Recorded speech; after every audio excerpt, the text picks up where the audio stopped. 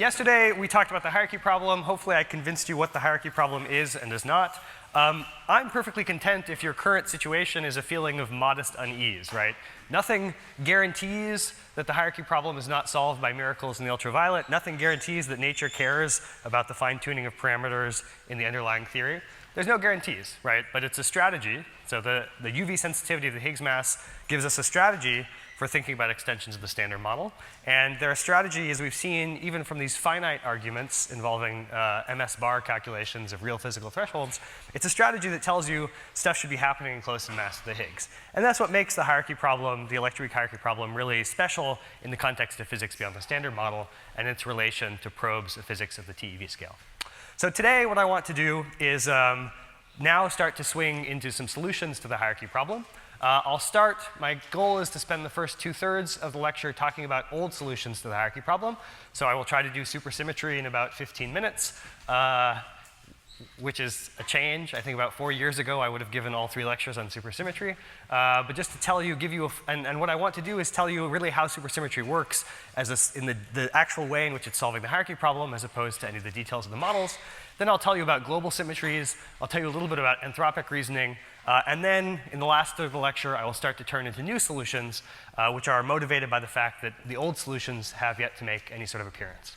So having talked about the hierarchy problem last lecture, we're now in a position to understand it sort of from this cartoon, where the issue is that we see there is a apparent cutoff associated with quantum gravity. We imagine the standard model as a field theory has a cutoff that's close in scale. And then, of course, we have this large hierarchy of energies over which we flow. At the bottom, there's a unique vacuum for the standard model. And the Higgs mass is not technically natural in that vacuum. Right? This was the cartoon that we drew yesterday. And if you believe in the strong form of the hierarchy problem, then, of course, this is what concerns you the most. The notion is that really you're setting the size of the Higgs mass here. And it's very much difficult to understand how it ends up being so parametrically separated from that scale. But we've also understood that if there are other physical scales, for example, associated with grand unification or dark matter or neutrino masses or anything else scattered between the UV of the theory and the infrared, these also give finite threshold corrections to the Higgs mass and are also things that you would need to be concerned about whether or not you care about what's happening up here at the cutoff. So the reason why it's nice to draw a cartoon is you can look at the cartoon and then try to figure out ways to solve the hierarchy problem just by inspection. So the first thing that you would do is say, OK, obviously, we're just being fooled by the fact that the Planck scale is 16 orders of magnitude different from the weak scale. Really, either the cutoff of the Higgs itself or cutoff of the standard model field theory degrees of freedom or the cutoff of everything, including quantum gravity, should just be down lying at the weak scale. So those are 2 classes of solutions.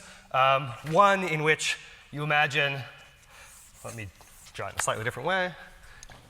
One in which you imagine, for example, quantum gravity really does become strong at the Planck scale, but the Higgs, as an elementary degree of freedom, only shows up much closer to the weak scale, and now there's no hierarchy. Okay.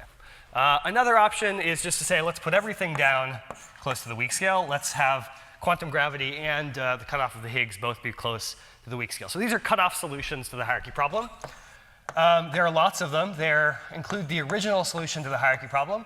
So the original solution to the hierarchy problem, due primarily to Susskind, was just the observation that we look at QCD, right? So QCD, we've already talked about how QCD, through dimensional transmutation, naturally explains an exponential hierarchy of scales. But QCD also has the nice property that it has fermions that are charged under QCD, but are also charged under the electroweak interactions. And if we didn't have a Higgs, what would happen is when QCD grows strong and makes a non-zero vacuum condensate for fermion bilinears, that vacuum condensate, because the fermions are charged into the electroweak group, that group actually breaks electroweak symmetry. And the fact of the matter, so what would happen in that picture is the pions would be Goldstone bosons, and they would be eaten by the W and Z to make them massive, right? So we actually already know in nature, if we didn't have the Higgs, QCD would break electroweak symmetry, bless you, and we would be able to understand this hierarchy of scales directly from dimensional transmutation. So Lenny's observation was great. Let's just posit a new gauge group with some fermions charged under it and the electroweak interactions. That group will undergo dimensional transmutation. Its confinement scale will be around the weak scale, and that way we can understand why electroweak symmetry is broken at a much lower scale. So that's Technicolor, and it is really the first example of a cutoff solution to the hierarchy problem. Since then, of course, we've come up with lots of other solutions. So we have Technicolor.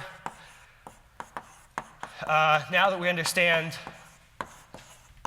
holography relating gravitational theories in higher dimensions to non-gravitational theories in lower dimensions. We understand that Technicolor is holographically dual to Randall-Sundrum models. So Randall-Sundrum models do the same thing in an extra dimension that Technicolor does in 4 dimensions.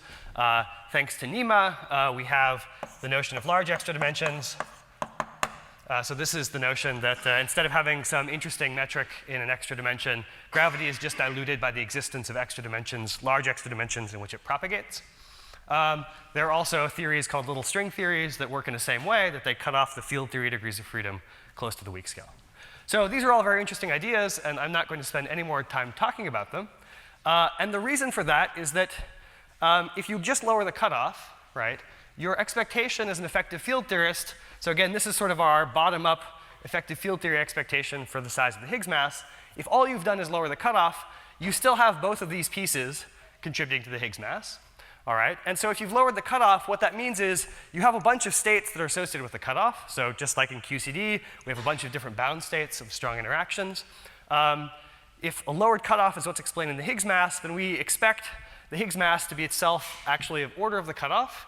And that means that there should be a bunch of other states that are right around that same scale. Also, because the cutoff is low, we expect that the standard model should contain many higher dimensional operators that are suppressed by the cutoff scale. And that's sitting right on top of us at the weak scale. We don't see those. We see no evidence for those higher dimensional operators suppressed by a small scale.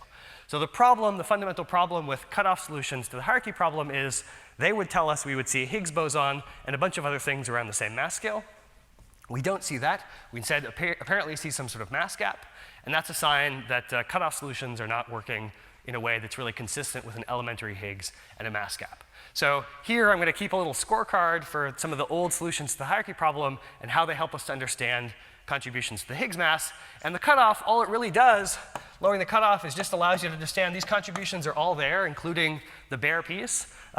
It's just allowing you to understand why there's a cutoff to the field theory degrees of freedom that's much lower than what you would have inferred by taking the standard model all the way up to the Planck scale. Okay. So if you want to talk more about cutoff solutions to the hierarchy problem, I'd be happy to do that during the discussion session, but that's all I really want to say about it in these lectures. Okay. So the next thing you could do is you could say, okay, we had this issue that we got down over these many orders of magnitude, we got down to the weak scale, and the Higgs mass wasn't a technically natural parameter. So we couldn't understand why there was this large separation. Even if we'd made a large separation in the ultraviolet, it would have been spoiled as we took the theory to the infrared because the mass parameter is not technically natural. So the second class of solutions is just the simple-minded observation that we could extend the standard model so that there was a symmetry that was manifest when the Higgs mass was taken to 0, right? We could just extend the theory so that the Higgs mass parameter became technically natural. So these are symmetry solutions to the hierarchy problem. And the idea here is there's still some very high cutoff to the theory, so there's still quantum gravity at some high scale. The Higgs can be an elementary degree of freedom up to some fairly high scale. And then what happens, you still go through this range of energies, and down here, you have some enhancement of the standard model where the new degrees of freedom give you an additional symmetry that's manifest when the Higgs mass is taken to 0. So that is how symmetry solutions to the hierarchy problem work. They make the Higgs mass parameter technically natural. Now, just like when we talked about technical naturalness for the Yukawa couplings, right? It's one thing to understand that the parameter is technically natural. Ultimately, you would still like to understand where the numerical hierarchies come from. So once you've made this hierarchy technically natural, you would still like to have a mechanism for explaining why this range in scales is so large. But it's okay, that's your second bottle of champagne, right? Your first bottle of champagne is just making the Higgs mass a technically natural parameter. So you might think, okay, great, there are a lot of different ways we could do this. How do we know that we've got all of them? But thankfully, we have theorems that tell us what are the possible symmetries that we can use. So thankfully, of course, we have the Coleman-Majula theorem. So this tells us, right, that the possible conserved quantities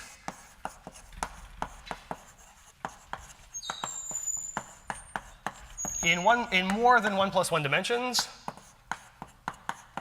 Oh, there's an extra I in quantities.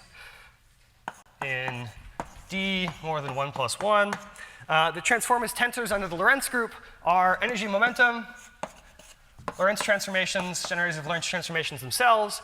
And then in the original framing of the Coleman-Majula theorem, there are scalar conserved charges that correspond to internal symmetries like gauge and global symmetries. Okay. Now, of course, Coleman and Majula didn't know at the time that it was actually possible to have spinorial conserved charges. And so first Goldfend and Lichtman, and then Haag, Lopusanski, and Sonius, realizing that you could also have conserved spinorial charges, added to that spinorial charges. And then finally, of course, if we have a theory with purely massless particles, we can also add the generators of conformal transformations. But I'm going to set aside conformal symmetry approaches to the hierarchy problem for these lectures. We can talk about them in the discussion session. They're much more subtle than these standard symmetry solutions. So this really tells you, if you look at this, if you want to extend the standard model in such a way that there is a new symmetry that makes the Higgs mass parameter technically natural, the two things you have internal symmetries, you have global symmetries, or you have supersymmetry, right? You have spinorial symmetries. And in 4 dimensions, in a 4-dimensional effective field theory, those are the two tools you have at your disposal if you want to make a symmetry argument for the naturalness of the Higgs. Okay. Now, you can dress these things up. You can put a theory in extra dimensions. You can shoot it off into space. But at the end of the day, the 4-dimensional effective theory, if it's really a symmetry that's explaining the lightness of the Higgs, will work either with a global symmetry or with supersymmetry. The last possibility that falls in the class of traditional solutions is more or less the fact that we only drew one line. All right, so you could say, well, what if there are many different possible standard models, right, corresponding to different vacua of some theory. One particular vacuum gets populated at the end. That's the theory in which we have the value of the weak scale that we observe. And maybe, as you go from copy of standard model to copy of standard model, there's some distribution of Higgs mass parameters. So if there's some probabilistic distribution, even if the natural size of all the contributions to the Higgs mass in each vacuum is of the order of the cutoff, just probabilistically, if I have enough of these things, there will be one point in this probability distribution where all of these terms just accidentally cancel, and they give me a small Higgs mass parameter. So then what you need to be satisfied, so at least you can have a vacuum where from some probability distribution of contributions to the Higgs mass, you get a small value of the weak scale. What you need on top of that to be satisfied as an explanation is why we live in that vacuum and not any of the other many vacua where the Higgs mass parameter is very different. So the historical way to do this was to apply anthropic reasoning. That is to say, there is a particular pressure, a selection pressure, among all the possible different vacua related to the ability to form observers or form structure that would simply allow you to see a macroscopic universe. All right. So I'll talk in more detail about how that argument works. This isn't the only class of theories where you can use multiple possible minima for the Higgs to explain the observed value of the Higgs mass parameter. There are other ways where, for example, instead of having multiple different possible universes where the Higgs mass varies, you could have many different vacua living in the same universe, and then some mechanism that picks out one of those minima. So I'll talk about those sorts of mechanisms. Those are new mechanisms, new within the last few years. I'll talk about several of those in my last lecture tomorrow. But as far as multi-vacua solutions go, the historical way of thinking about this was from the perspective of anthropics. Okay, so these are the 3 ways of going at it. And as I've said, I don't really want to say anything more about cutoff solutions. So I want to spend the next sort of half of the lecture talking about symmetry solutions, supersymmetry and global symmetries, how they work. And then I'll talk a little bit about anthropics, and then we'll try to turn to some new things. What's nice about the symmetry solutions, as Nima was mentioning yesterday, is they make very precise this strong form of the hierarchy problem. So whenever we enhance the standard model with a symmetry that makes the Higgs mass technically natural, typically we gain the ability to actually calculate the Higgs mass in terms of underlying parameters. The symmetry is enough to fix the form of all the counter terms, and so we simply are allowed to compute in terms of the underlying parameters the Higgs mass. And that is where we see completely manifest the strong form of the hierarchy problem. There's simply finite calculable contributions, there's no ambiguities, and all of those contributions are proportional to the scale at which the symmetry is made manifest. So that tells us things need to be close to the weak scale for the Higgs mass to be natural. Okay. All right, any questions about this? Is just broad pictures and cartoons. We're about to get into some actual physics, but any questions before I proceed? Okay. All right, so let's go through symmetry solutions to the hierarchy problem. So I've said, at least from a four-dimensional effective theory perspective, we sort of know the two things we could do is have a supersymmetry corresponding to some spinorial conserved charges, or global symmetry corresponding to some scalar charges of some internal symmetry. And so I'll just go through the two in sequence, first talking about supersymmetry, then about global symmetries. And it really is funny. Again, 4 or 5 years ago, you could have spent many, many lectures talking about the details of supersymmetric model building. I spent most of my PhD solving little funny problems in supersymmetric theories. Most of that doesn't matter anymore, right? What we need to believe more in supersymmetry and to do more supersymmetric thinking is really evidence that this is the right picture. So I think it suffices for our purposes just to understand how supersymmetry works as a mechanism for the hierarchy problem, and everything else is just details. Okay. So what is the idea? The idea is that we take normal space-time symmetry, we take the Poincare symmetry, and we extend it to a super Poincare symmetry by adding some conserved spinorial charges. So in 4 dimensions, the minimal amount of supersymmetry that we can have corresponds to having 4 additional supercharges that arrange themselves into 2 spinors. And now all you have to do to understand how supersymmetry works is just to understand, okay, what is the super Poincare algebra? Understand what are the irreducible representations of it, right? Just in the same way that once you understand Poincare and you do the Wigner classification of irreducible representations, you understand that quantum field theories should have spin 0 particles and spin 1/2 particles and spin 1 particles. If we're going to extend Poincare to super Poincare, we can repeat the same exercise, then we understand what the building blocks are, and we can write down the theory. So we have these extra spinorial conserved charges. This gives us a supersymmetric theory. To specify the theory, all we have to do is to understand what the super Poincare algebra is. So we have to understand, okay, what are the commutators of these objects with the generators of Lorentz transformations and energy momentum, and then what are, of course, their anti-commutators with each other, because they're spinorial objects. Once we specified that, everything else follows. Okay. So I don't think it's enlightening for me to actually write down the super Poincare algebra. You can find it in any simple textbook. There are a few consequences of it, though, that help to understand what the interesting properties are of supersymmetric theories. Okay, so once I have a supersymmetric theory, the objects that transform as irreducible representations under super Poincare will be supermultiplets. These objects will involve both bosons and fermions transforming together in the same irreducible representation. So if, for example, I have some scalar, a SUSY transformation will take me from that scalar a little bit into a fermionic degree of freedom. All right, and similarly, supersymmetry transformation acting on the fermionic degree of freedom will take me a little bit into a bosonic degree of freedom. So this is the sense in which supersymmetry transformations mix bosonic and fermionic degrees of freedom and tell you that these things live together in the same multiplet. Okay, so here what I've done is just write down the infinitesimal form of a supersymmetry transformation acting on a scalar and a fermion that transform together in the same irreducible representation. So a SUSY transformation by a small spinorial supersymmetry transformation just takes the scalar into the fermion by a small amount, and acting on the fermion takes the fermion into the scalar by a small amount, and everything else you could just work out just by making sure all of the indices match up. Okay.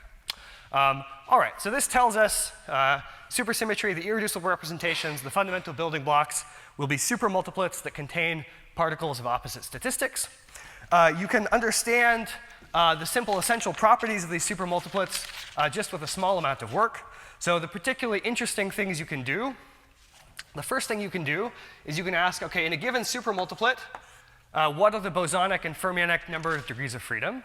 And the way you ask that question is you actually go ahead and in the irreducible representation, you compute the trace of the Witten index, which just counts the bosonic and fermionic degrees of freedom with oppositely weighted sign summing over all of the states in a supermultiplet, and you find, taking this trace over a given supermultiplet, that it's 0. So the implication of this is that every supermultiplet has the same number of fermionic and bosonic degrees of freedom. So in 4 dimensions for minimal supersymmetry, the smallest supermultiplet is a chiral multiplet, and it contains a Weyl fermion, so 2 degrees of freedom, and a complex scalar, so 2 degrees of freedom, matching up on shell. Okay, so the first thing is these supermultiplets, whatever they are, have the same number of bosonic and fermionic degrees of freedom. The second thing is it's a consequence of the super Poincare algebra that the commutator of p squared and the spinorial charges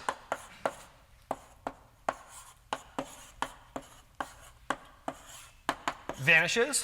And so for on-shell particles in a supermultiplet, right, that tells you because one of these supercharges acting on a state takes a boson into fermion, so it mixes, again, the different fields that are contained within a given supermultiplet.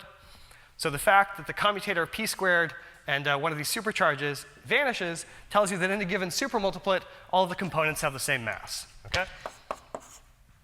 So m phi and m psi are the same. All right, so if supersymmetry is unbroken, we have the same number of bosonic and fermionic degrees of freedom in one of these multiplets, and they have to have the same mass.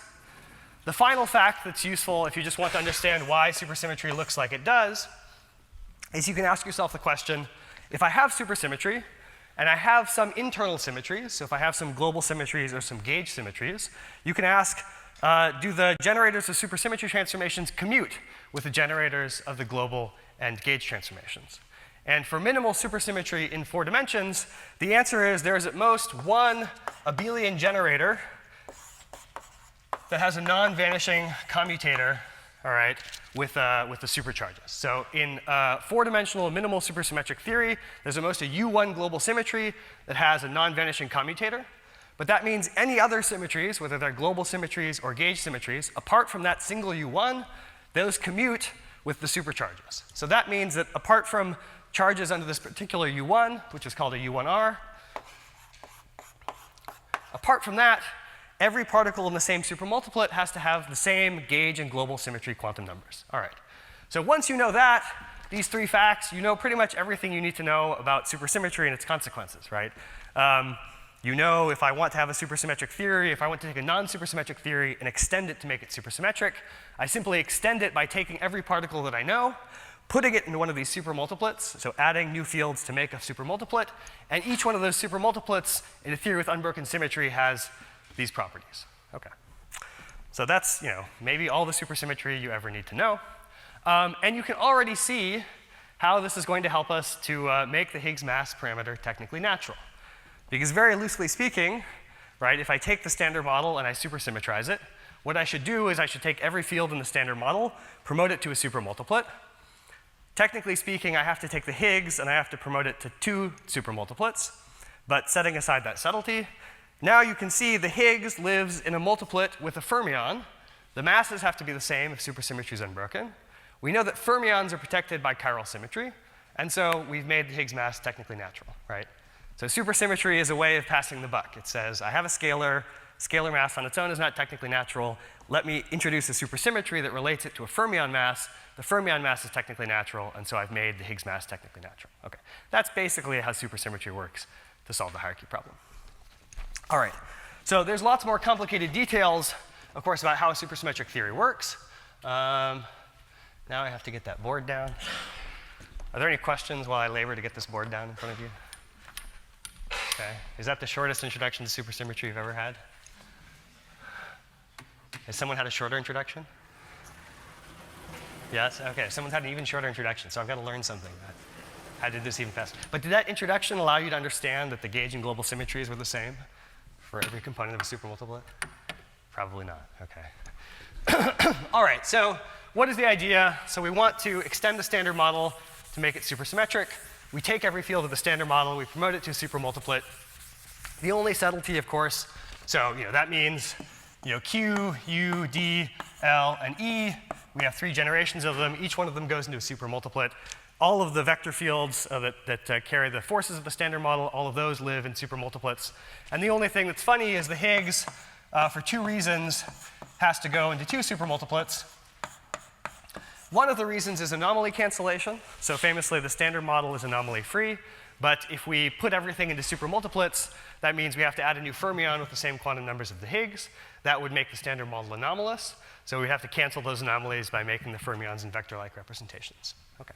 That's basically the reason why the minimal extension of the standard model into supersymmetric theory has to have 2 different Higgs multiplets. All right, now of course, our basic properties of supersymmetry would tell us if supersymmetry were unbroken, that every standard model particle and its superpartner have the same masses. Of course, we don't see that in nature. We don't see scalars degenerate with each of their fermions. And so that means the symmetry has to be broken.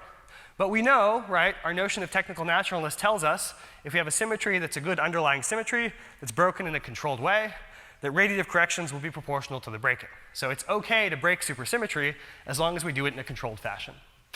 So the way that we do that is by imagining there's some mechanism that spontaneously breaks supersymmetry and introduces dimensionful parameters that split the different components of a supermultiplet. All right. So in particular, the way that we do this is we turn on things we call soft terms, which just correspond to scalar masses, for example, for all of these multiplets. Those make the scalars that we haven't seen yet heavier than the fermions. And as long as those masses aren't too large, then the mechanism is still working. All right. So in detail how this works, let's see, what's the right amount of detail to talk about? I think the right amount of detail is just to focus on the part of the radiative corrections that are most interesting to us, to ask how supersymmetry treats this first bare term, and also how it treats the sort of largest sensitivity to UV coming from loops. All right. So what does supersymmetry tell us about the size of the bare term? Well, supersymmetry tells us that if I have these chiral multiplets that contain the Higgses, the Higgs lives in some pair of combinations of these supermultiplets. I know I have to turn on this dimensionful breaking of supersymmetry to explain why the superpartners aren't all at the same mass of their standard model counterparts. So that tells me that the Higgs mass contribution should be proportional in some way to mass parameters that split the scalar from the fermion in each of these two multiplets. Okay, so loosely speaking, it should be proportional to these. I would have to have some underlying theory to explain where these parameters come from. There's also an additional contribution, which is that supersymmetry tells me that the mass of the scalar is related to the mass of the fermion. That mass is technically natural, but it's allowed by supersymmetry. So there's also a fermion. If that fermion has a mass mu, then supersymmetry tells us that the mass squared of the Higgs that comes from supersymmetry is mu squared. Okay. So this piece is actually just directly generated by SUSY, and it's technically natural. It's related to a fermion mass.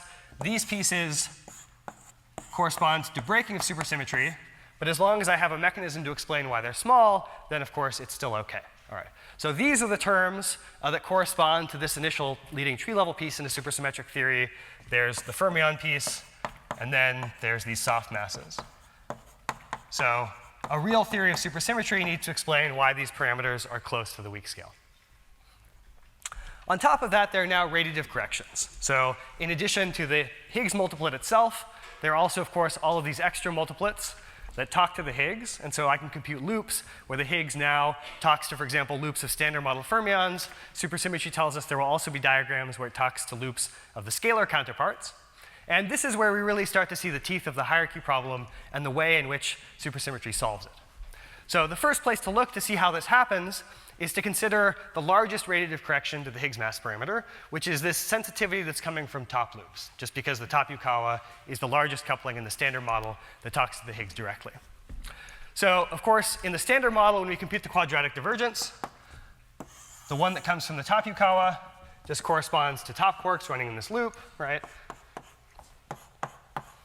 So we have tops running the loop, and we go ahead and we compute the quadratic divergence. We find that the contribution to the Higgs mass is this UV-sensitive piece.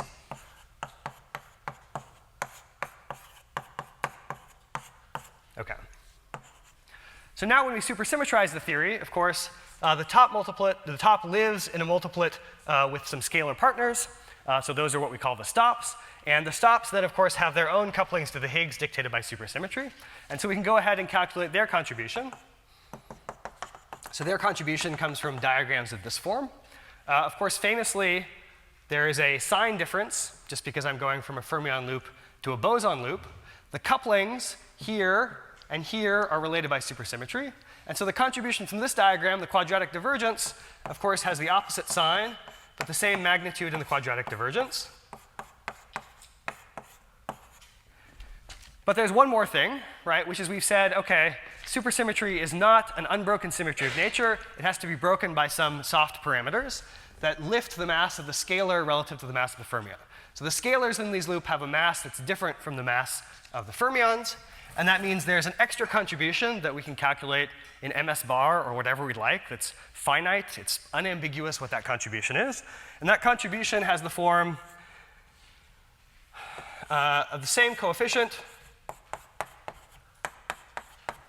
There are two different stops corresponding to each of the two gauge eigenstates in the third generation up-type multiplets. All right.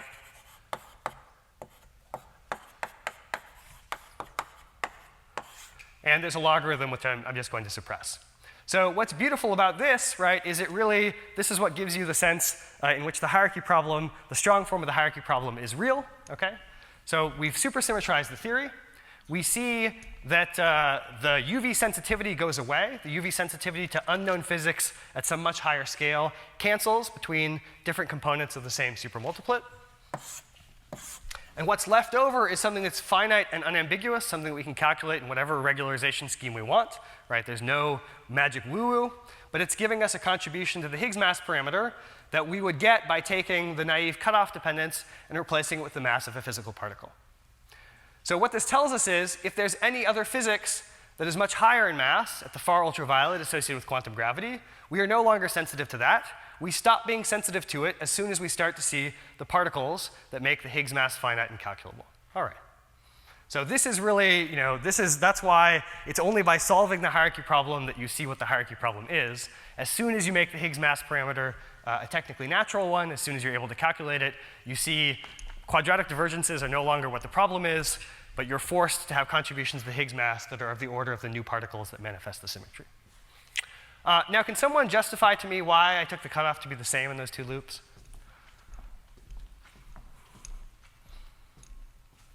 Bueller? OK. Why did I take the cutoff to be the same? How do I know the cutoff is the same?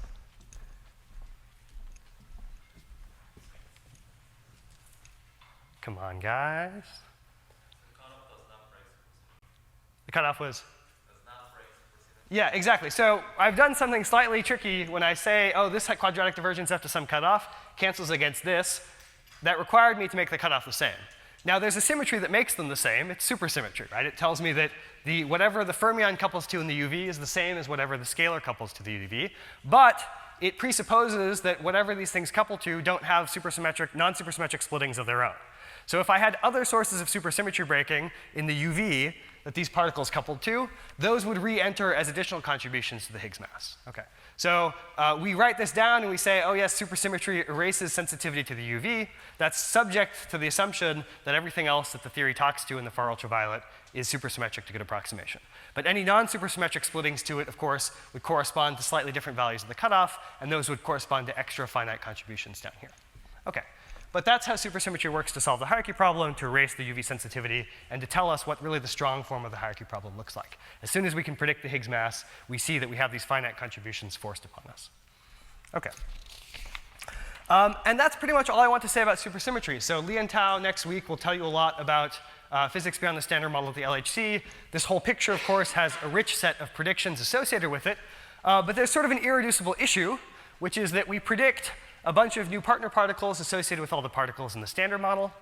They can be somewhat heavier than their standard model counterparts, but there's a limit to how heavy they can be. If we make them too much heavier, then of course these contributions to the Higgs mass get too big. And so that tells us if the theory is natural, these new partner particles should be close to the weak scale. And now this funny fact, this third fact that I told you about supersymmetric theories, that in a supermultiplet, all of the degrees of freedom have the same gauge and global quantum numbers, that comes back to bite us. Right? Because we know that the quarks, for example, the standard model are charged under QCD. That means these new scalars, their superpartners, are also charged under QCD. Those are things that are easy to produce in proton-proton collisions, and we've seen no evidence for them thus far. So the fact that we have seen no evidence for them thus far pushes the bound on these particles' masses up to the TeV scale and beyond, and the fine-tuning associated with the contributions to the Higgs mass is now closing in on the percent level. So remember yesterday I gave you examples of naturalness as a strategy, for example, the charge and neutral pion splitting or the K-long, K-short mass splitting. And in both of those cases, the naturalness argument was good, but it was good at order 1, right? The new physics came in exactly where we expected to explain the size of the mass splitting. The current state of supersymmetry, given bounds from the LHC, is that particles aren't coming in order 1. They're coming in an order of magnitude above, if they are there at all, they're coming in at least an order of magnitude above where they should have shown up. This translates to a percent level tuning in Higgs mass. So it's enough to make you uncomfortable. Right? Supersymmetry had 40 years to become our favorite way of solving the hierarchy problem because it's a beautiful mechanism and it's calculable, it has lots of nice properties. But we're in an era where data is now telling us that it's not working in the way that we expected. And any time that data comes and tells you the theory is not working the way you expected, you should listen to data. Okay? Data is always right, assuming the experiment is good, and the LHC experiment is very, very good. Okay. So now you might say, all right, so much for supersymmetry. We know there's some other way of making the Higgs mass parameter technically natural. So we said we could do the same thing with global symmetries. So let's see how well global symmetries do. And while I'm erasing the boards, being very boring, does anyone have any questions? Otherwise, you just have to listen to me erase the board. No questions? Boy, all right. So I know this was an unconventional introduction to supersymmetry, at least at the weak scale, but hopefully it satisfies to you the way in which this mechanism works. So by the way, I should finish filling out this table, right? So this is the form of the bare cutoff terms, and then these things get replaced, for example, like this leading piece gets replaced by the mass of the new partner particles, right? So it's now finite. There's no UV ambiguities. That's the manifestation of this UV sensitivity for the supersymmetric theory. All right. I guess you have to say something about solving the new problem too, right? Yeah, so I should say, I mean, I've said these words, right, that we make the Higgs mass technically natural by relating it to the mass of a fermion. That's this piece. So this is the mass of the fermion related to the Higgs by supersymmetry. So of course, that means we've made the Higgs mass technically natural, but we still need to understand why is that parameter so much smaller than the Planck scale. And we also have to understand something else, which is this is a supersymmetric term relating the fermion to the scalar. And these are the terms that break supersymmetry. And at the end of the day, actually, to break electroweak symmetry with the right scale, these parameters have to be the same size. So there's a funny extra coincidence problem in a supersymmetric theory, which is why is the mass scale of a supersymmetric parameter, the mass of the fermion, why is it close in any way to the mass scale of the particles that break supersymmetry? Now, you can actually build theories that do this. Basically, the theories, there are symmetries that protect you against both of these types of terms, that if you break them in a correlated way, you can make these parameters of the same size. But that sort of thing requires explanation. And really, you still also have to explain why all of these parameters themselves are much smaller than the Planck scale. The original argument of this form, and really the reason why supersymmetry took off in the way that it has as a solution to the hierarchy problem, is of course due to Edward Witten. So Edward was the first person to identify that you could have a strongly interacting gauge theory that would undergo some sort of dimensional transmutation just like QCD. But when it grew strongly coupled, instead of breaking chiral symmetries or electroweak symmetry, it would actually break supersymmetry. All right. So that would be a way of explaining why the scale of supersymmetry breaking, why the scale of these parameters is so much smaller than the Planck scale. And it would make a supersymmetric theory not just technically natural, but in fact fully Dirac natural. And of course, over the last 30 years, people have done a lot of work to try to actually write down gauge theories that do this. Some of the most beautiful work happened here at the Institute, where people wrote down calculable models of dynamical supersymmetry breaking, where you could really see how all these pieces fit together. Okay. All right, so let's now turn to global symmetries. So the idea behind global symmetries, the solution to the hierarchy problem, is that the standard model is extended to include a larger global symmetry in the UV. And that the Higgs is a Goldstone boson, or a pseudo-Goldstone boson, of the spontaneous breaking of that global symmetry. So we know, of course, if you have a Goldstone boson, it has a shift symmetry under the action of the broken generators. And you can think of that shift symmetry as forbidding, for example, things like mass terms. Okay. So the way that technical naturalness works in this case is, of course, if you have a Higgs mass parameter, that breaks the shift symmetry or violates the global symmetry. And so if in the limit where the Higgs mass parameter is taken to 0, the global symmetry becomes manifest, so the Higgs mass parameter is technically natural. So the game we have to play here is we have to write down a global symmetry, and we have to figure out a way to break it in such a way that the Higgses live as Goldstone bosons of the spontaneous breaking. So there are lots of ways to do this, right? There are many, many papers elaborating all the possible ways to do it. I just want to consider the simplest example. So let's just consider an SU3 global symmetry that's broken to SU2. For simplicity, we'll just consider it to be broken by the vacuum expectation value of some scalar field that transforms in the fundamental of SU3. So, of course, we could just write down some linear sigma model for the scalar and work out all the details. That would be fun. But we don't want to be too committed to the actual details of the physics that gives us a vacuum expectation value. So the thing that we're really interested in is studying the physics of the Goldstone bosons associated with this pattern of spontaneous breaking. OK. So we can go ahead and we can count the broken generators, of course. If we break SU3 to SU2, then there should be 5 Goldstone bosons corresponding to that, right? So there should be, there's 8 generators of SU3, there's 3 generators of SU2, the difference is 5. There should be 5 Goldstone bosons. And what we're going to want to do is, one of them we're going to ignore. There's always the, I don't know, the runt of the litter. So one of them we're just going to set aside and not pay attention to. But the other 4 Goldstones will receive all of our love. And we will arrange them into a doublet, a complex scalar doublet, transforming as a fundamental of SU2. And that, of course, you start to see where this is going, right? If I can assemble the Goldstones into something that transforms as a fundamental of SU2, I can identify that with the Higgs boson, and then I can construct a theory in which the Higgs is a Goldstone of this spontaneously broken global symmetry. OK, so how do we do that? So we can write, to study the low energy physics of the Goldstones, we can write down a nonlinear parameterization of this field phi. So we can write it in terms of an exponential of the Goldstone modes. So in this particular pattern of symmetry breaking, let me write down the Goldstones in a particular way. So the Goldstones corresponding to all the broken generators, there's going to be some that in a particular choice of basis live on the diagonal. This will be the Goldstone that we don't particularly care about.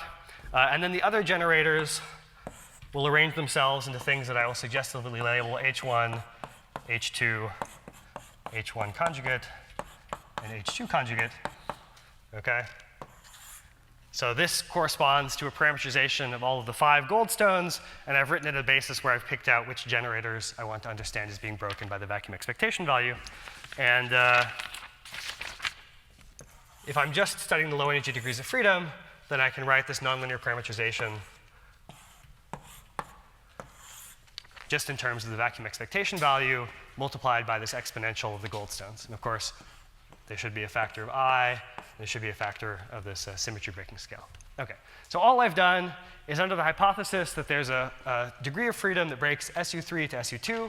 I can write down a nonlinear parameterization of that field in terms of the Goldstone degrees of freedom. I'm imagining that I'm not interested in the actual physics, the radial mode of this pattern of symmetry breaking.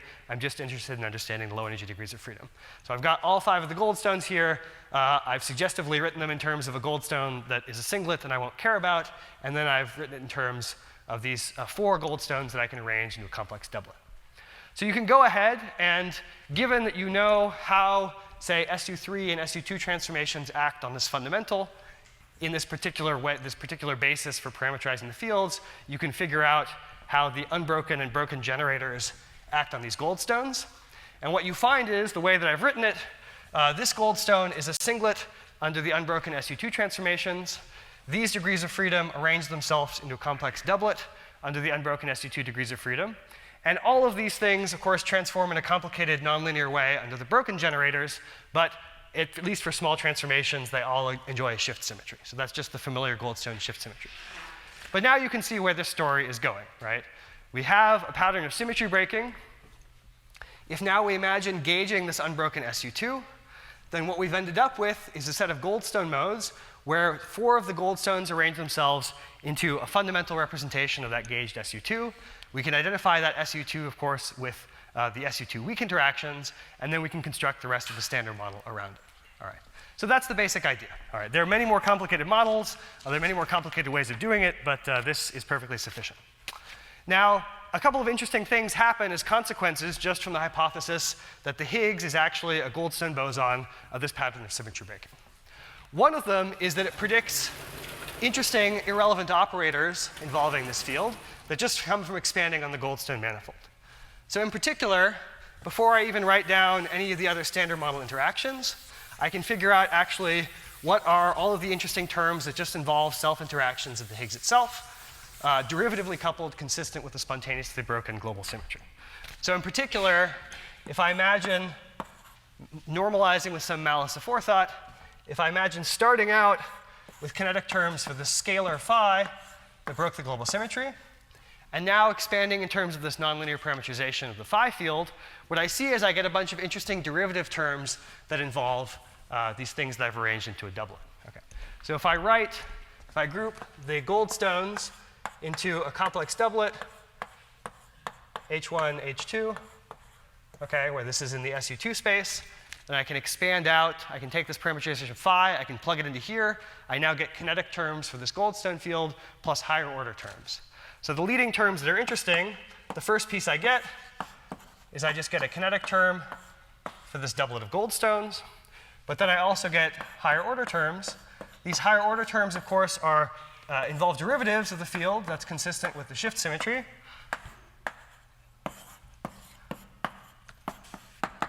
Plus a bunch of other terms whose exact form and coefficients are fixed by the fact that this is a Goldstone of this pattern of spontaneous symmetry breaking. So the first interesting thing that you learn about this theory is that it automatically predicts interesting deviations in the properties of the theory that are suppressed by the scale corresponding to the breaking of the global symmetry. The dimensions don't work out on the left side. So you'll notice I've normalized the fields with a little bit of malice aforethought. So I think with the appropriate parameterization, I think everything works out, although you can figure out where the factors of f have to show up. But it's obviously clear that however you choose to normalize h, right, the next subleading term has to be suppressed by powers of f squared. So here, you could decide however you want to normalize this. There's obviously a power of mass dimension between the scalar normalization, the Goldstone normalization that I'm just soaking up here. So one of the things that you learn, right, so there's a canonical kinetic term for the Goldstone plus this interesting term. And now what's interesting about this second term is if you imagine then you arrange another potential for this doublet of Goldstones so that it gets a vacuum expectation value, that this term will actually give you something that looks like a correction to the kinetic term. Right? It will look like something like wave function normalization. And when you actually work out the consequences of this wave function normalization, all right, if this field otherwise couples in a normal way to standard model degrees of freedom, this extra wave function normalization will then shift the couplings of this Higgs to all standard model degrees of freedom relative to what your predictions were in the standard model. So the first thing you get, an irreducible prediction of this picture, is that there should be Higgs coupling deviations. And the Higgs coupling deviations should be of order of the weak scale relative to the scale of global symmetry breaking. So this is a hallmark of any situation where the Higgs is a Goldstone boson of a spontaneously broken global symmetry. You can't get around it. It's forced upon you by the fact that it's a Goldstone of a spontaneously broken global symmetry. There are Higgs coupling deviations. All right. So we already learned one thing even before we turn on other standard model degrees of freedom. If the Higgs is a Goldstone boson of a spontaneously broken global symmetry, that allows us to understand where, at least at tree level, this tree level contribution to the Higgs mass parameter might be 0, right? The shift symmetry of the spontaneously broken global symmetry, assuming physics at the cutoff respects the global symmetry, that tells us that the leading tree level contribution to the Higgs mass should be 0. But so far, we haven't turned on any standard model interactions. So now let's couple this thing to the standard model and see what that does. So just as we did for the case of supersymmetry, rather than coupling it to all of the standard model at once, let's just couple it to the largest coupling we know is there. We know there should be a coupling between the scalar and top quarks.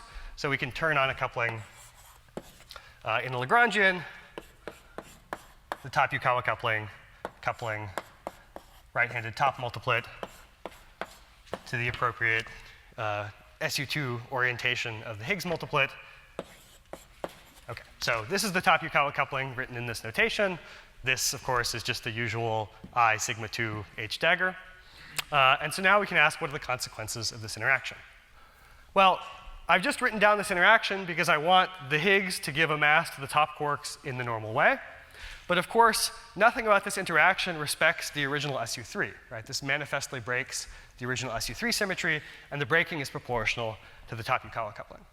So far in this theory, I can go ahead and I can compute what is the UV sensitivity coming from this coupling, and all I seem to get is the normal quadratic divergence, right? And the reason why I get that quadratic divergence is this coupling explicitly broke the SU3, so there's nothing that prevents it from contributing, of course, to the mass of the Goldstone. Just as in the case of the charge-neutral pion mass splitting, right? The charged pions talk to the photon, a loop of photon, the photon coupling broke the global symmetry that was protecting the pions. That gave me a quadratic divergence. The same thing happens here. So I see in this original incarnation, I've understood why the tree level parameter for the Higgs should be 0, but I see there's a contribution coming at one loop. That's my usual quadratic divergence. So in this simple model where the Higgs is a goldstone of a spontaneously broken global symmetry, but the standard model couplings violate that global symmetry, you get a little bit. You explain why the tree level piece is gone. So you're doing better than a pure cutoff theory, right, where the tree level piece is large. But you still have to contend with these loop level quadratic divergences that tell you there's UV sensitivity. So there are two things you could do to tidy up this picture, okay? One of them is to say, all right, something has to happen at this cutoff scale. In fact, in this goldstone parameterization, you can work out where the theory becomes strongly coupled. It becomes strongly coupled at 4 pi times f. So something has to happen at that scale. And you pretty much have two options. One thing you could do is lower the cutoff to that scale. So not down to the weak scale, but to 4 pi times the global symmetry breaking scale.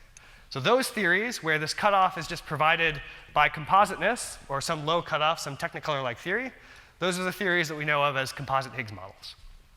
And again, they're doing better than no symmetry at all because they're getting rid of these bare terms. Alternately, you could have some weakly coupled physics associated with the cutoff. So you could have supersymmetry enter not at the scale of the weak scale, but at the scale of this global symmetry breaking F. So that would be a weakly coupled model where your low energy degrees of freedom had this global symmetry, the Higgs was a goldstone, and the rest of the physics from the UV on was explained by the entrance of supersymmetry. That would be another way of providing a natural size for this cutoff. Okay. But you might want to do even better, right? So the issue here is that there's a contribution to the Higgs mass parameter that's just the normal loop factor. And we've already said if the Higgs mass is going to be natural, then that cutoff had better be something like 500 GeV. We don't see any new physics associated with this at 500 GeV, so we would like to maybe push off the cutoff somewhere further. So there's an obvious thing to do, right? The obvious thing to do was, the problem was that we introduced, in order to introduce standard model couplings, we had to turn on couplings to this goldstone that explicitly broke the global symmetry. So what we should naturally do is extend the standard model fermion multiplets, so in this particular case, the left-handed and right-handed up-type third-generation quark multiplets, we should extend them into multiplets that transform in a well-defined way under the SU3, right? Then we could enlarge the Yukawa coupling to have it come from an SU3 invariant. And if it comes from an SU3 invariant, then of course it will not give any contribution to the potential of the goldstone. Okay, so that's the idea. If we want to push, if we want to suppress this UV sensitivity, push that off to some higher scale, what we have to do is enlarge the global symmetry to have it not just act on the Higgs, but to act on other representations in the standard model. So the simplest way to do this, I'll do this a little quickly, but I want to get all the details clear for you. The simplest way to do this, okay, we have to enlarge these things so that this interaction could come from a total SU3 invariant.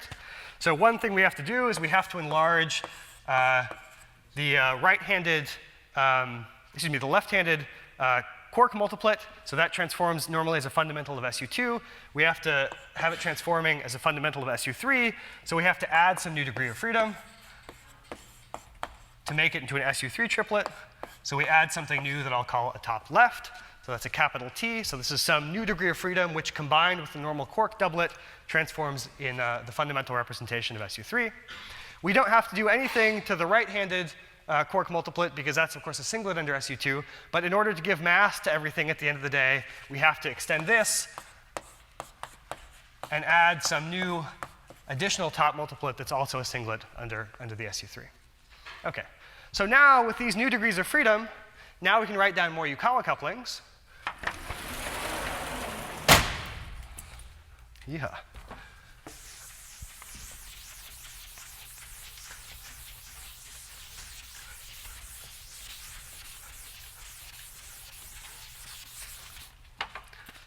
So now we can imagine starting with this field phi, which transformed as a fundamental under SU3, and these additional quark multiplets, which now fill out well-defined representations of SU3. And we can write down a theory where the Yukawa coupling comes out of an SU3 invariant. So in particular, the terms we can write down that will give us something that looks like the top Yukawa is we can write down things. We have to couple, of course, the normal right-handed top quark. We can also now couple this new right-handed top quark. we want to couple these things to the SU3 fundamental scalar.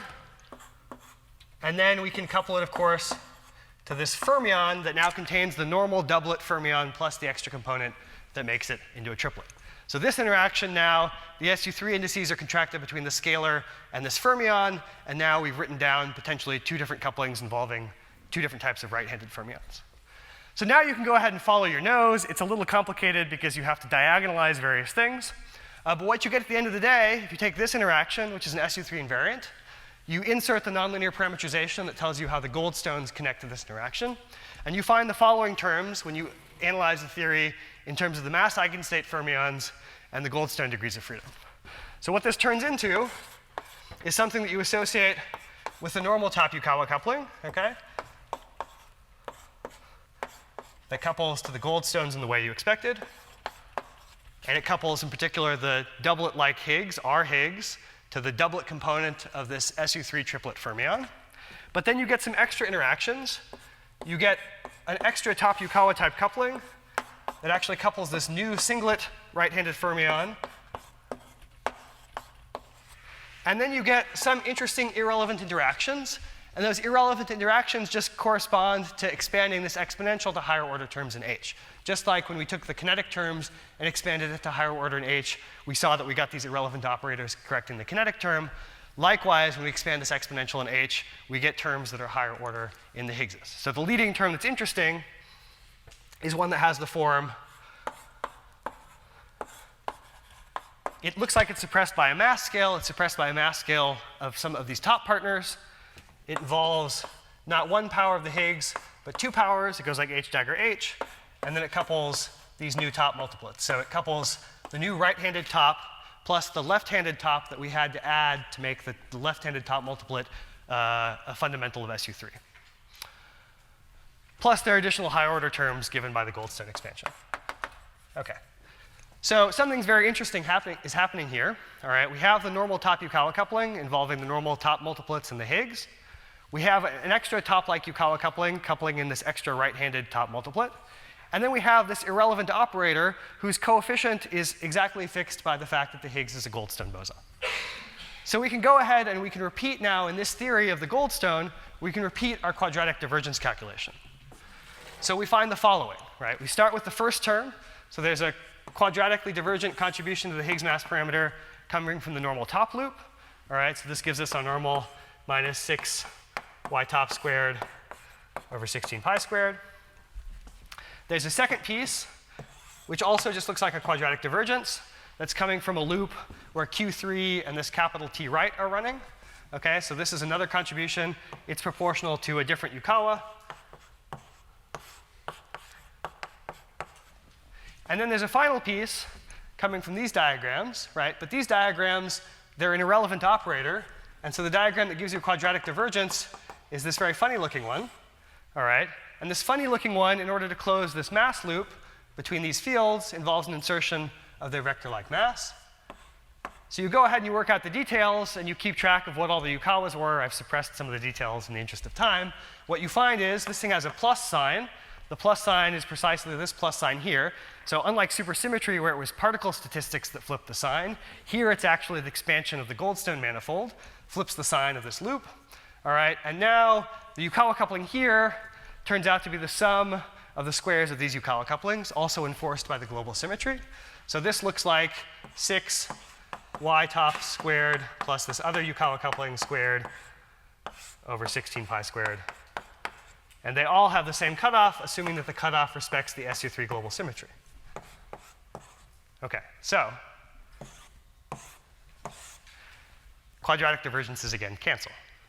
Now, just as in the case of supersymmetry, where there's also a finite piece left over, these particles running in this loop have a finite mass, right? It comes from their finite mass from this whole mechanism.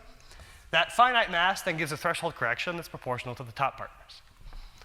So in this slightly extended version of the global symmetry, where we extend multiplets of the standard model to live in irreducible representations of the global symmetry, we again have a zero tree-level contribution.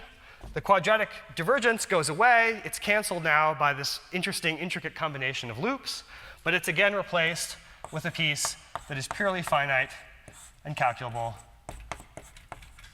And instead of the masses of stops like we had in supersymmetry, they're the masses of these new fermionic top partners, the particles we had to add to make the global symmetry manifest. 2 questions. So after you promote the top, original top manipulated S3 invariant multiplets, I don't see any explicit breaking terms in the UV Lagrange and the total spontaneous breaking. What is the source of explicit breaking that actually generates the mass term? Sorry, the explicit breaking that generates, sorry, this mass term? Oh, so the way that I've constructed this theory, right, so the splitting that I've done is at the end of the day, if I start out with this object and this gets a vacuum expectation value, right, so that now gives a mass contribution. The way that I've arranged it, it gives a mass contribution to the extra components that's proportional to the scale f, right, as opposed to the scale of the weak scale. So there's a spontaneous breaking of the global symmetry. So that, of course, gives a mass to the fermions. And then those are just finite. That's a mass splitting in the SU3 multiplet. And so that finite mass splitting in the SU3 multiplet, of course, is enough to give a potential to the Goldstone. There's a finite mass splitting. I mean, I've spontaneously broken the SU3. I've generated a finite mass splitting, and that's enough to give a finite contribution radiatively. There's a lot more subtlety here that I've elided. So among other things, of course, you know, if we construct the Higgs as a Goldstone boson, we still need to make a potential for the Higgs so that it breaks electroweak symmetry, right? All of that good stuff has to happen. That's all buried in the details of all the radiative corrections that you can go ahead and work out. At the end of the day, there are radiative quartic couplings and all these radiative contributions to the mass terms that work in a way that can allow you to break electroweak symmetry. Yeah.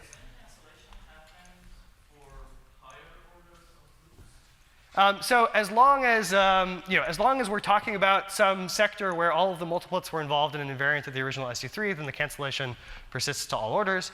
But there is a subtlety, okay? So here, we've just done it for the top multiplet. Now, if we wanted also to do the same thing for all of these other corrections, we would also have to do it for the gauge multiplet, for all of the, okay, so then things get infinitely complicated. Doing that at various degrees, so these are things that I think historically we'd call little Higgs models. You can extend the global symmetry to all of the multiplets of the standard model. It just gets particularly complicated. At the end of the day, you can't really write any effective theory that pushes all the cancellations past 2 loops. So the simplest way to do this, really what you're doing is you're pushing the cutoff to 2 loops. There's one other thing to say, which is that even if I extend the entire standard model to these irreducible representations of the SU3, I still have to explain what stabilizes the scale f, right? So the scale f, so far as we've written it, the scale f is just some, if we just start out with some scalar, I have to protect the mass of that scalar. It has its own hierarchy problem. So that either we could build a global symmetry to protect that scalar, right? Or we could have supersymmetry protect that scalar, or we could have compositeness protect that scalar. So if it's supersymmetry or compositeness, that tells you at 2 loops, there would be either supersymmetry or compositeness. The first option of having an additional global symmetry protect the scalar phi, there are not any really good models for that. So these things were called turtles back in the day. That's because, okay, so you start with the weak scale, you make a global symmetry to protect the Higgs. Now you have to make a global symmetry to protect the scalar. Then there's a global symmetry to protect that scalar. So that's the equivalent. So, okay, that's, what is it? Historically, there's a parable about some cosmology in which the Earth is supported on the back of a turtle. And then you have to ask the question, what supports the turtle? And the answer is another turtle. And then, of course, it's turtles all the way down. Okay. So that's why a tower of global symmetry is known as a turtle model. There are technical obstructions to constructing these turtle models. Basically, the issue is that every layer of global symmetry, the global symmetry gets bigger and bigger. So that means couplings run faster and faster. The theory is becoming strongly coupled very quickly. And it's very hard to actually keep parametric separation as you go from one global symmetry to the next to the next. But if you're looking for things to do in terms of pushing off UV completions of the Higgs sector, turtle models are an interesting class of theories that have not been systematically worked out as much as they should be. So there's a great paper by David E. Kaplan and Puneet Batra, right? Okay, so this whole lecture series is about cool things, so let me tell you briefly how that works. So again, I told you this problem was if you do turtles, right, so that means you have a global symmetry and a global symmetry and global symmetry, things get strongly coupled quickly.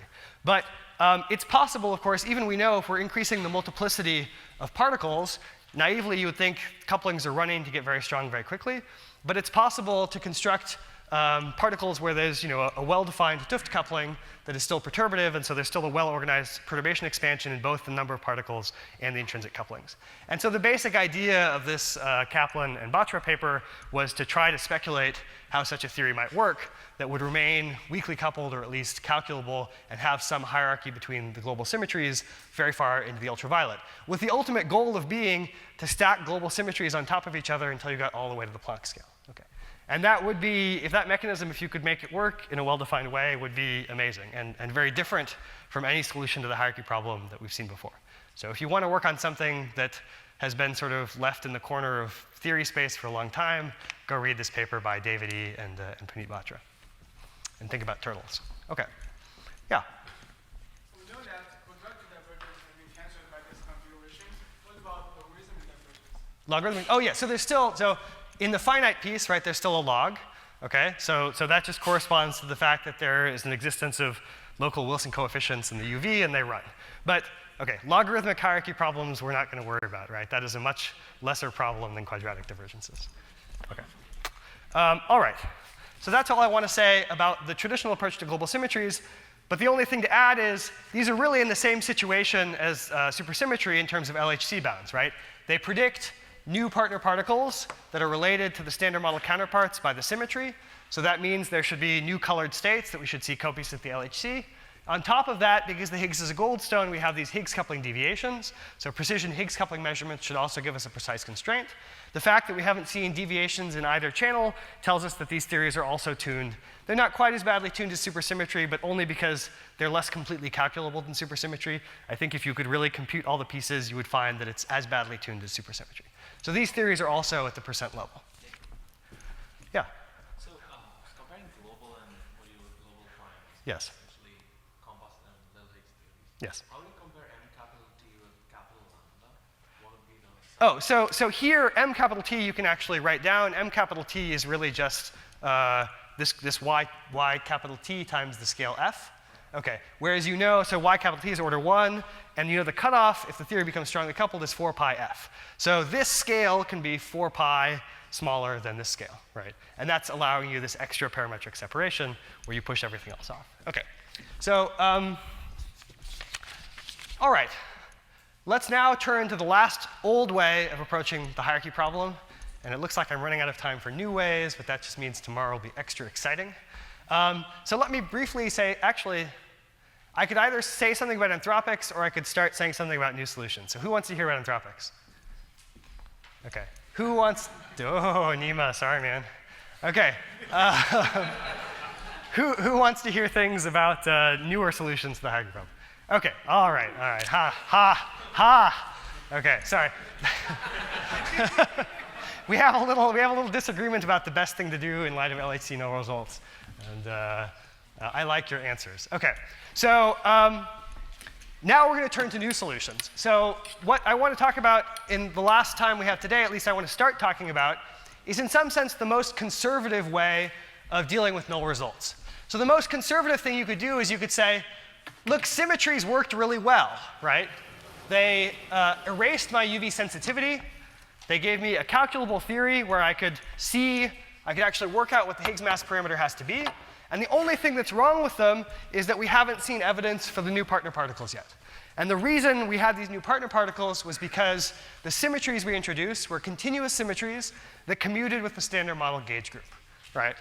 So the most conservative thing you could imagine doing is say, I like the idea of symmetry protection, but are there any other symmetries I could bring into play to still solve the problem in some way, where I wasn't ending up predicting all these new colored partner particles?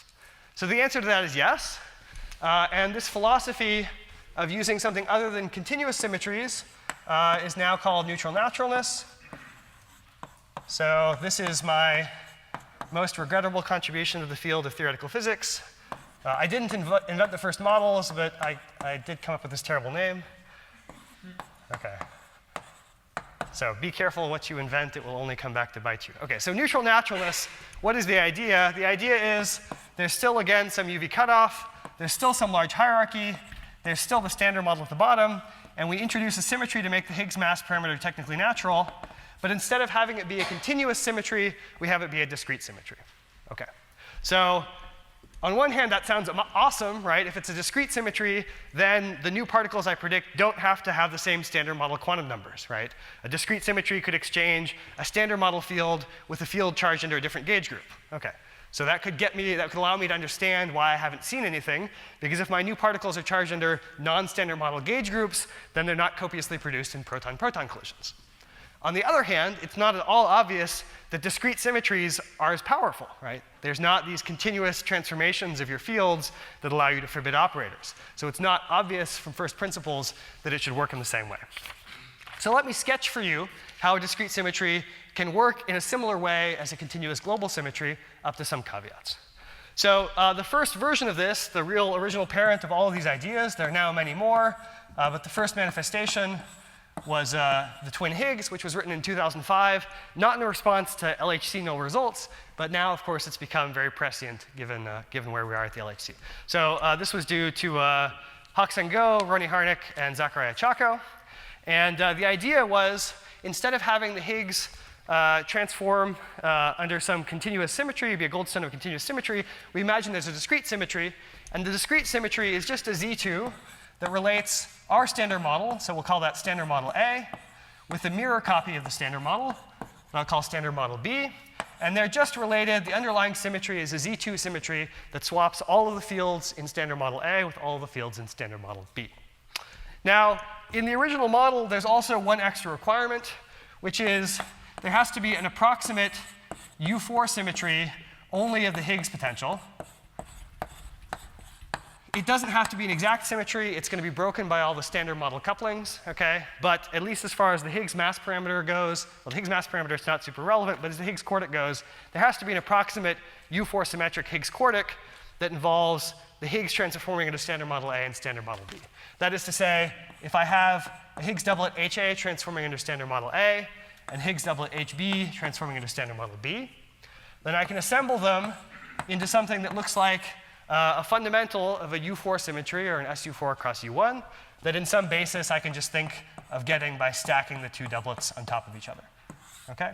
So the statement that the theory has to have a Z2 just says there's an HA and the HB. They each couple in the same way to their copy of the standard model. The statement that there's an approximate U4 symmetry tells me that to leading order, the potential for these fields is given by some mass term that I can write in terms of this U4 fundamental object and some quartic coupling that I can also write in terms of this U4. Okay, so that's an added assumption. All right, it doesn't have to be an exact symmetry, but that's an added assumption necessary for the model to work. So how does this theory, so the real thing that's going on here is a discrete symmetry, not a continuous symmetry. There's all the particles of the standard model, and then there's particles in a mirror copy that have no standard model quantum numbers, but are charged under their own copy of the standard model. So how does this thing end up solving the hierarchy problem, or at least reducing UV sensitivity, when all you have is a discrete symmetry? Well, wouldn't you like to know? Okay, so let me briefly state what the idea is, and then I know I'm standing between you and coffee, so having said the idea, we'll finish up with this next lecture before turning to other new ideas. But the basic idea is the following. So this theory, of course, has a top Yukawa in the A sector,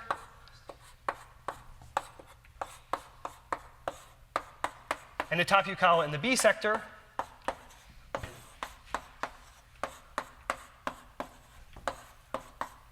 And if these couplings were different, then of course there would be a contribution to the mass parameter of HA that was quadratically divergent.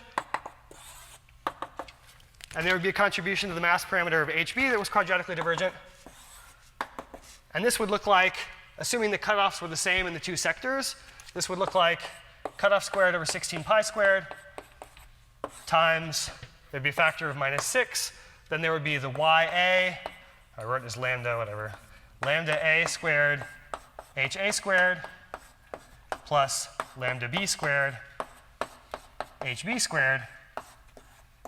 And if that were it, of course, you would not be excited about this theory at all. But there's a Z2 symmetry that exchanges the A particles with the B particles that enforces this Yukawa coupling to be equal to that Yukawa coupling. So let's just call them the same thing.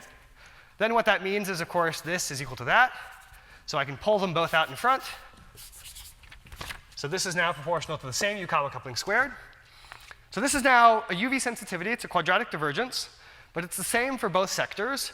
And you'll notice, even though all we had here was a Z2 exchange symmetry that made the quadratic divergences the same, because it's a term that's quadratic in the fields, this thing arranges itself into the U4 invariant. Okay? So the quadratic divergences, because of the Z2, are actually proportional not to the two separate SU2 doublets, but proportional to the U4 invariant. So the idea of this theory is if you can make the Higgs into a Goldstone of spontaneous breaking of the approximate U4, although the quadratic divergences only respect the Z2, right? So they only involve particles with different charge under different gauge groups. They still arrange themselves into an invariant of the U4. If the Higgs is a Goldstone, then it won't pick up a mass from these quadratic divergences. All right. So this is a way of eliminating the UV sensitivity to the Higgs without having new particles charged into the standard model. It just requires new particles charged into some different gauge group and a Z2 exchange symmetry. So because I don't want to prevent you from getting coffee, oh wait, how long do I have? Oh, I've got more time, right? I've got more time. All right, so let's finish out working out the details, just because the analogy between how this works and the analogy with the global symmetry case is exact and very beautiful and very interesting. Okay, so this is the picture. This is how it's going to have to work, right? The Z2 symmetry tells us if we can make the Higgs a Goldstone of this approximate U4, because of the Z2 symmetry, which is the only fundamental underlying symmetry, all of the radiative sensitivity will be the Goldstone of this U4 will be protected from this radiative sensitivity. And it just is this accident having to do with the fact that a Z2 at the level of quadratic terms in the fields promotes itself from two SU2s to a full U4. All right. But we should be able to see, just as we saw in the case of a continuous global symmetry, we should actually be able to see in the low energy theory of the Goldstone how the cancellations work. All right. So let's now do that.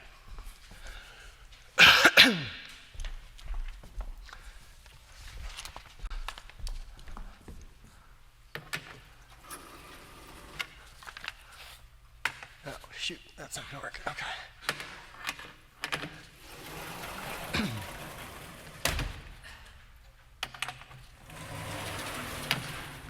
Yeah, I'm doing this all wrong right there. All right, one of the requirements for getting your PhD should be able to rearrange the chalkboards in the IAS lecture hall. So clearly I wouldn't pass my examination at this point. All right, so we want to see if this is what's going on. We've got a sort of argument that allows us to understand how we might be protected from the cutoff, just having a discrete symmetry, but we want to see how it works diagrammatically in the same way as the continuous global symmetry. So what do we do? Well, what we can do is we can work in terms of this arranging the Higgs multiplet of standard model A and the Higgs multiplet of standard model B into this thing that transforms as a fundamental of this approximate U4 symmetry. Okay. And the hypothesis is going to be that the potential for HA and HB, or this approximate U4 symmetric potential that we've written up here, will cause this U4 fundamental to get a vacuum expectation value. All right, it'll be at some scale f. That will break this approximate U4 symmetry, and there will be some Goldstones of the approximate U4 symmetry. And in particular, any Goldstone of that approximate U4 symmetry will not pick up any mass terms from the quadratic divergences. So we can, just as we did in the previous global symmetry case, we can parameterize this in a nonlinear parameterization in terms of the Goldstone fields. So as usual, there's the I over the F. Now let me write it, so I don't care about anything that lives up here. Let me write it in unitary gauge for the standard model B. So in general, right, if I break, in particular, if this gets a vacuum expectation value, it's going to break the U4, which I can write as an SU4 cross U1, down to an SU3 cross U1. And so the Goldstone counting tells us there's going to be 7 Goldstones. In the unitary gauge for standard model B, 3 of those will get eaten, and I can arrange the remaining ones into, again, something that looks like a doublet under standard model A. Okay, so that's what I've done here. I've just written it in a gauge for standard model B where I've eaten those gold stones to make the standard model B gauge boson massive, and I've rearranged the remaining degrees of freedom into a doublet of standard model A. And again, just as we did in the global symmetry case, we'll just study the low energy theory expanded around the vacuum. Okay. All right, so we could actually go ahead and we could expand out this exponential to get the interesting leading terms, right? So expanding out the exponential times the vacuum expectation value. So this actually gives us something in terms of sines and cosines. So I can write it if I group this H1 and H2 together to form a complex doublet. So let me write little h, just as I did in the continuous global symmetry case, as the appropriate combination of H1 and H2. So let me now expand out this product and regroup everything in terms of these doublets under the standard model A's SU2. Then HA, right, which is living in the two upper components in this basis, HA looks like mostly like this little pseudo goldstone doublet. And then there's some things that I just get by expanding out the exponential, and I get a sine.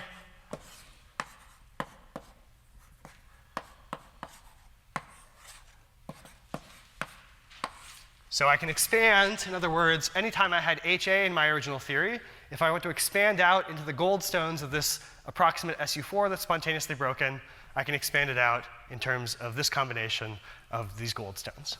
Similarly, what HB is going to look like in unitary gauge for standard model B is 0 in its upper component. Its lower component will mostly be this vacuum expectation value that broke the global symmetry, and then it's going to give me a cosine.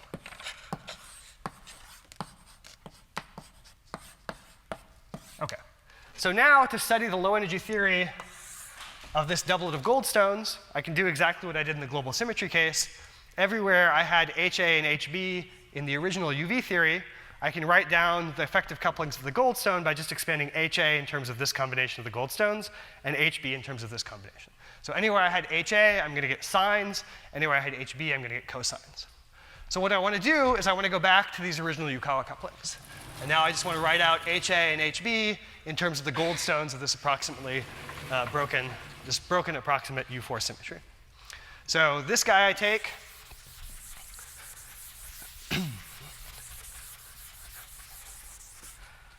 I expand out HA. So HA expanded out, this gives me a top Yukawa coupling that couples the top Yukawas of standard model A. The leading piece I get is just H, right? Because if I take this guy and I expand the sign out to leading order for small fluctuations around F, the leading piece I get is just linear in H.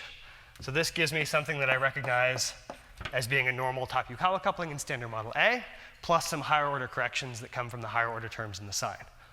Now I expand this guy out. This guy is a cosine, okay? So the leading piece I'm going to get in the cosine is going to be the constant.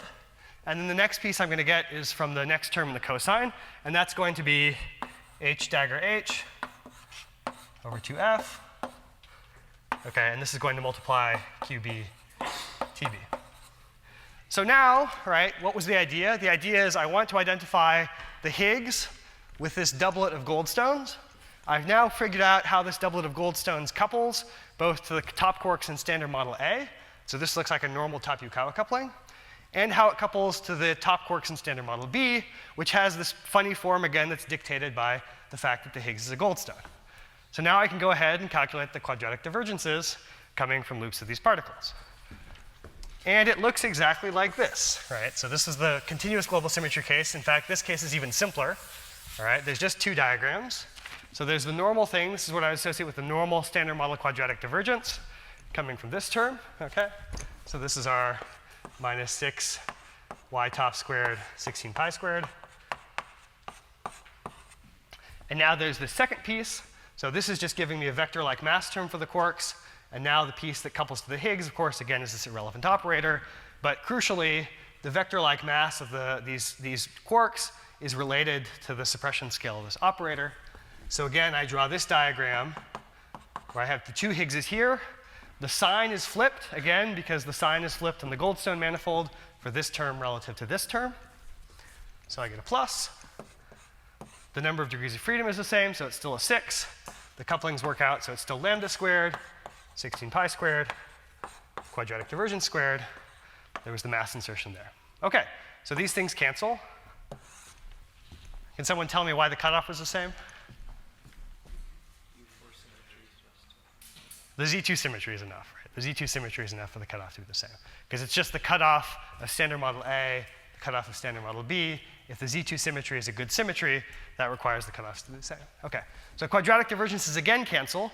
But unlike in the continuous global symmetry case, the particles running in this loop are not charged under the standard model, right?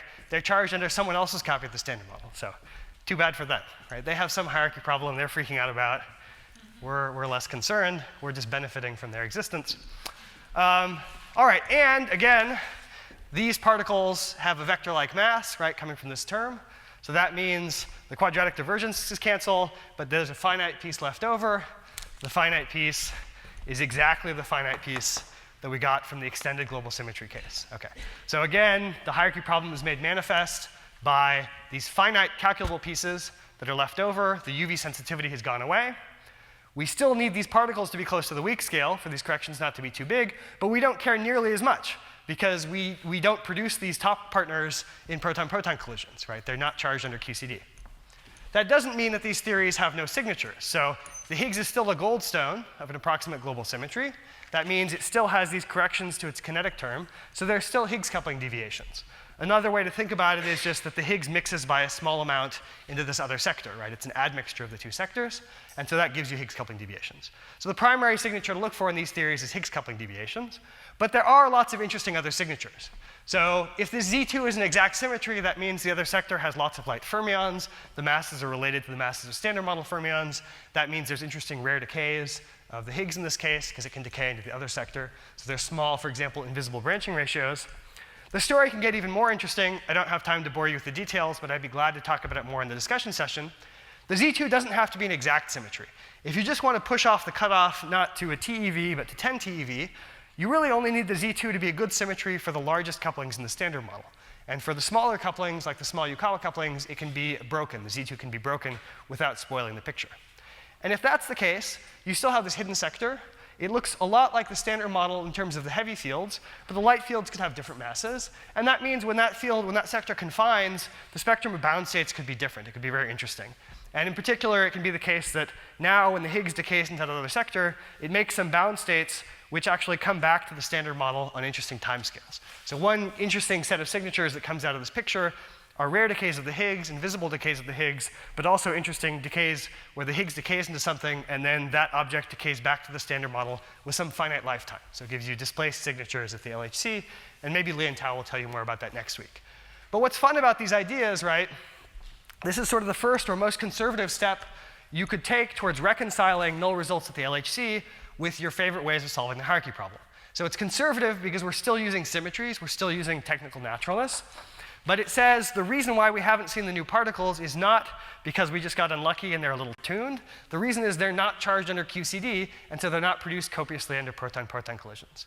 And in some sense, that's fair, right? Because supersymmetry or global symmetries, the reason we have strong constraints is not because we've probed the couplings of these new particles to the Higgs. It's because we've used some extra stuff that we got for free, the fact that they had QCD quantum numbers. It had nothing to do with naturalness, right? It was just an extra feature of the model that allowed us to constrain those theories.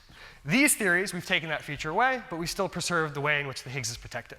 So this is, in some sense, the first step you might make towards stepping out of your old framework of solutions to the hierarchy problem into new frameworks, and you immediately get fun things for free, right? Instead of looking for top partners like we do for supersymmetry or global symmetries, you get to look for interesting exotic decays of the Higgs. So it points you in a new direction, gives you new experimental signatures, gives you something else to spend your time thinking about. Questions?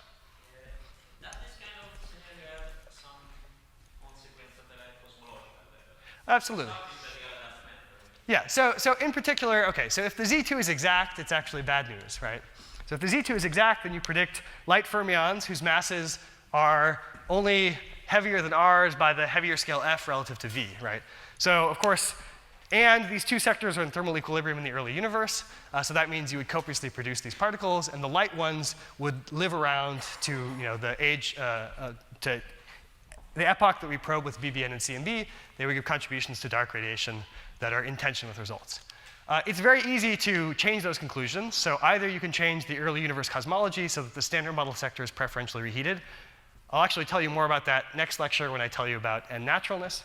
The other possibility you can do is, as I said, you can break the Z2 it doesn't have to be good symmetry for light particles, so it's easy to spoil the things that were giving you bad cosmology.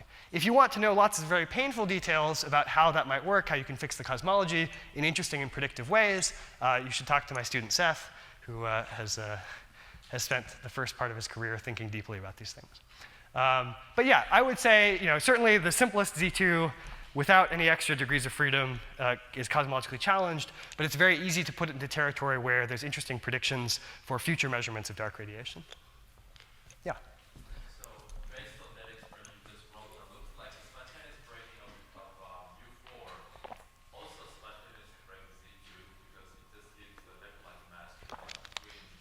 So the way, yeah, so good. So the way, thanks. The way that I actually wrote this was a little deceptive. So I decided to expand, to work in a basis where I said the vacuum expectation value that breaks the U4 is entirely in the HB direction. But of course, putting the VEV entirely in the HB direction is a breaking of the Z2. In detail, what you actually have to do, it's actually the same thing happens in the continuous global symmetry. That what happens is, it's not at all necessarily the case that the vacuum alignment is favorable in this way. So you actually need to deform the potential in a way that pushes the vacuum expectation value into one sector rather than the other. That's true both for the continuous global symmetry and for this case. So there is some extra mechanics involved in getting the potential to do that. That actually amounts to a soft breaking of the Z2, so it doesn't spoil the mechanism in the same way that the soft breaking of supersymmetry still preserves the technical naturalness of supersymmetry. Any other questions? Yeah. There's nothing seriously stopping us from discussing the radial modes of these models, except their masses of heavy. Absolutely, yeah. So the radial, so right, that's another, so you might say, okay, the partner particles we don't get to see, but maybe the radial mode is there and interesting. And it turns out, so this theory, just like in the global symmetry case, you still need to stabilize the scale F. You need to solve that hierarchy problem, right? You need to solve the hierarchy problem of standard model B. So you could do that either with compositeness or supersymmetry. And it turns out if you work out the details, so that basically says there's a twin version of a composite Higgs model and there's a twin version of a supersymmetric model. In the composite Higgs models, the tuning turns out not to be that much better than just the normal composite Higgs models for various detailed reasons. But you can get significant improvements in a theory of the fine tuning in a theory where the UV completion is supersymmetry. And if the UV completion is supersymmetry, that tells you this radial mode is actually perturbative. It should be around a TeV, and you could definitely look for it. Now, its couplings to the standard model are suppressed, so it currently hides beneath current LHC searches, but it's another direction. It's a reason to care about heavy Higgs searches that are in particularly interesting channels, absolutely. So that's another way. But again, that's what's fun about these theories, right? In supersymmetry and composite Higgs models, looking for the sort of extra radial modes is not really guaranteed to be a good idea. But in this theory, it may be the only actual direct handle you have, so it pushes you to think in a new direction. Okay, I think with that, we should all go get some coffee, but thank you so much for your time, and we'll do more crazy things tomorrow.